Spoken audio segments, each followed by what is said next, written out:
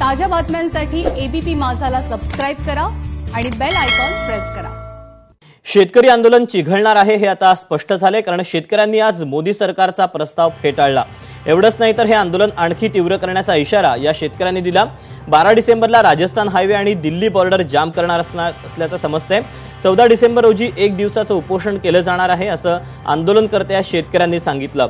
तसंच त्याच दिवशी धरणं आंदोलनही संपूर्ण देशभरात केलं जाणार आहे। जोपर्यंत मोदी सरकारनं लागू केलेले कृषी कायदे रद्द केले जात नाहीत तोपर्यंत आमची लढाई सुरूच राहणार आहे असं देखील या शेतकऱ्यांनी स्पष्ट केलं आहे।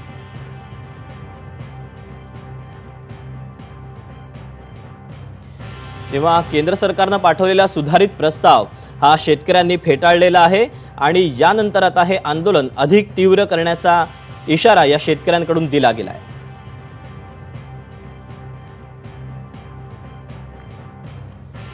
दरम्यान शेतकरी नेत्यांनी घेतलेल्या पत्रकार परिषदेत सरकारला कुठला इशारा दिला आणि शेतकरी प्रतिनिधींमधील डॉक्टर अशोक ढवळेंनी काय प्रतिक्रिया दिली ती आपण पाहूया।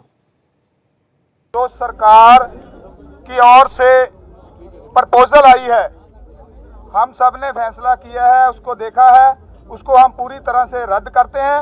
अगर सरकार द्वारा कोई प्रपोजल भेजती है तो उसके बारे में विचार करेंगे।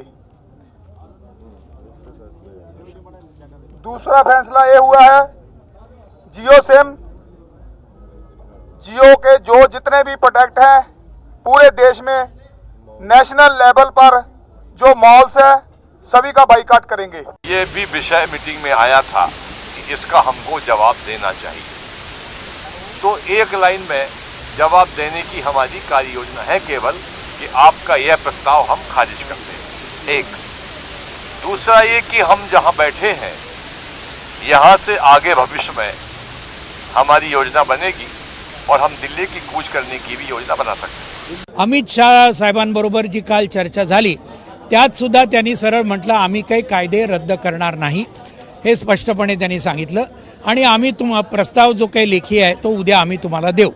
आज दुपारी त्यांचा लेखी प्रस्ताव आला, त्या प्रस्तावामध्ये नवीन काहीच नव्हतं।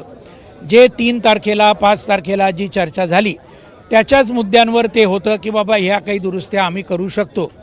तर ते आता संयुक्त किसान मोर्चाची बैठक झाली, अत्यंत एकमताने आणि एकजुटीने हे संबंध त्याला रद्द करण्यात आलं, म्हणजे हा संबंध ठोकरण्याचा निर्णय झाला।